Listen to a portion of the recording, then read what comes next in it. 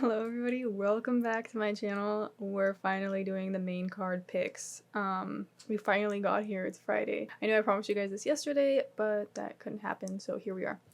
Let's start off with Danny Barlow and Sam Patterson. Guys, Danny Barlow's loss to Viditynnikov has not aged well, like at all. And I was watching back that fight, and like, I was watching Danny Barlow struggle in the clinch with Nikolai Viditynnikov, which makes me feel like he's weaker than he looks. So I'm actually thinking about choosing Sam Patterson because of the grappling. I think as long as Sam Patterson manages not to get chinned, he can take advantage of the grappling. That said, it's not like Sam Patterson has fought against some amazing competition. I just can't pick Danny Barlow after the Viditynnikov loss. I really can't. Like, unless, you know, Austen Vanderford was like some epic fighter, which I don't know, even then still, bro, like he lost so badly. So I'm picking Sam Patterson. Okay, let's move on, guys. William Gomis versus Hyder Amil. I don't even know why I'm doing a breakdown for this one. Just by looking at the records, you could see that Hyder Amil is like a few years behind William Gomis in his place as a fighter. Amil just got off the Contender Series in 2023 and just won against Jung Young Lee. Meanwhile, William Gomis just won against Joe Anderson Brito. And, you know, Hyder Amil after Joe Anderson Brito feels like, you know, a few levels down, a few steps down in competition. So I'm not exactly sure why the UFC made this matchup.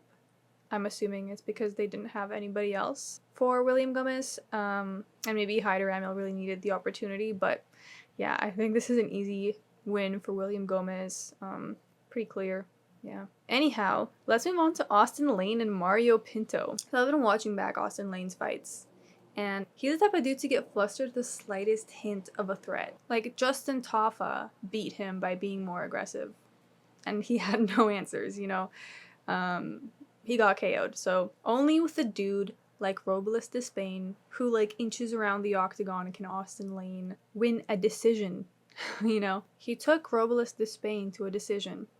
And that's mostly because, for the most part, he was just lying on top of Robles Despain and, you know, collecting his points that way. And, guys, we've seen Robles Despain's grappling. I don't think he's improved all that much since, you know, that first fraud check we saw. Yeah, I'm picking Mario Pinto via fight IQ. Like, he can actually handle an opponent in front of him. From what I've seen, I know it was, like, on the Contender Series, but, like, still, like, Austen Lane, it takes him a while to process what's going on in front of him. And again, if that's how he performed with Robles Despain, even if Mario Pinto isn't going to be as good as he looked on the Contender Series, or like, you know, as decent, he still won that fight. I don't think he looked the best, but still, I think Mario Pinto has a better chance of winning here. Let's move on to Nasrat Haqparast versus Esteban Ribovics. So I'm leaning towards Esteban Ribovics. I think he's a way better fighter.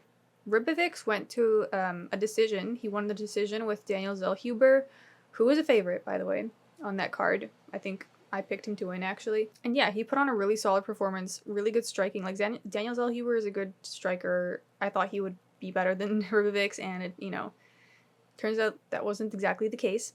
Meanwhile, Nasrat Haqparast won his last split decision fight because he was in Saudi Arabia, like, straight up. I remember watching that fight and being like, oh, this guy's, like, not as good as he's supposed to be. Or as I thought, because I picked him, but I definitely assumed that Saudis were going to be biased towards the Muslims on that card anyways. That's exactly what happened. Because, honestly, he didn't do anything worth winning, I guess, like, worth giving a prize for, in my eyes. But, yeah, basically what I think is that Ribovics is way more skilled. I think if Haqparast was to be fighting Daniel Zellhuber that night, he would have gotten destroyed. So, yeah, I don't think he's gonna win. He's, like, definitely outskilled in this one. So, let's move on, guys. The co-main event.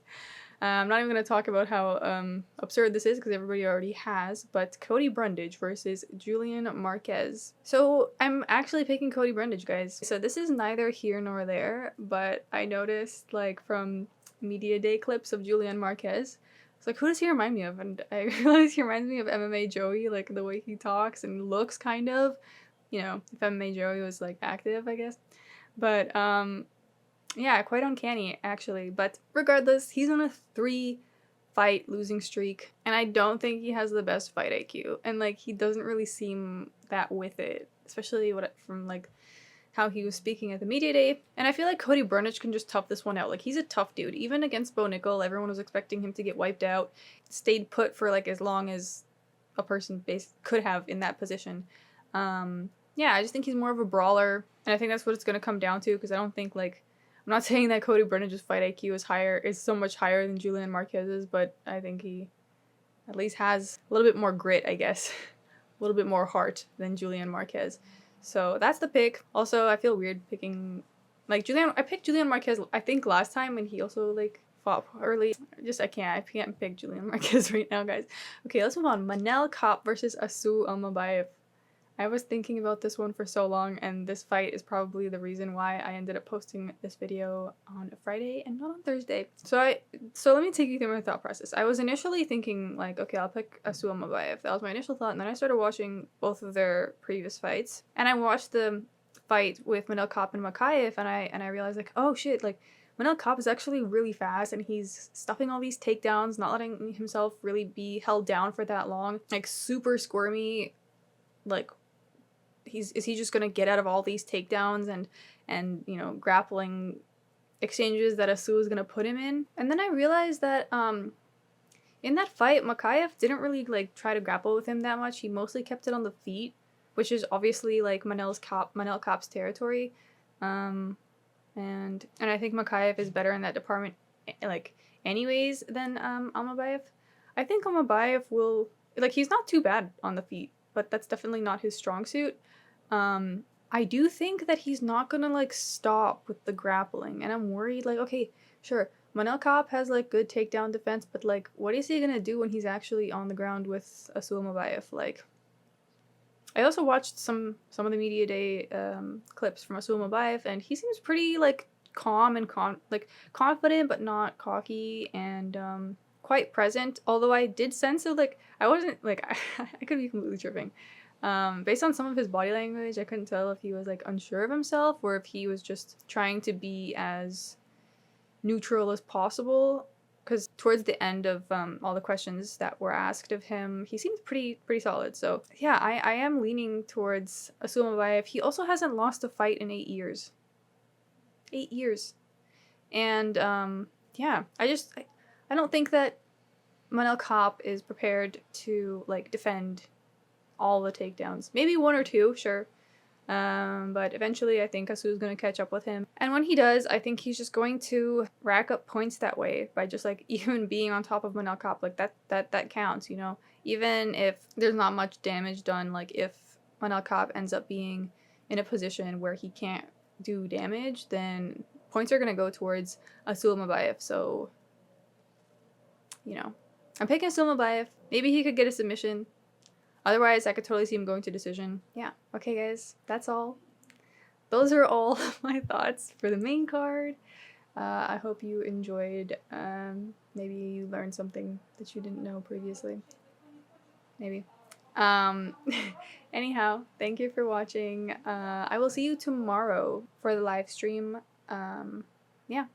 Other than that, like and subscribe. If you want to join the channel members, you can also do that too. Check it out. And yeah, see you next time. Bye.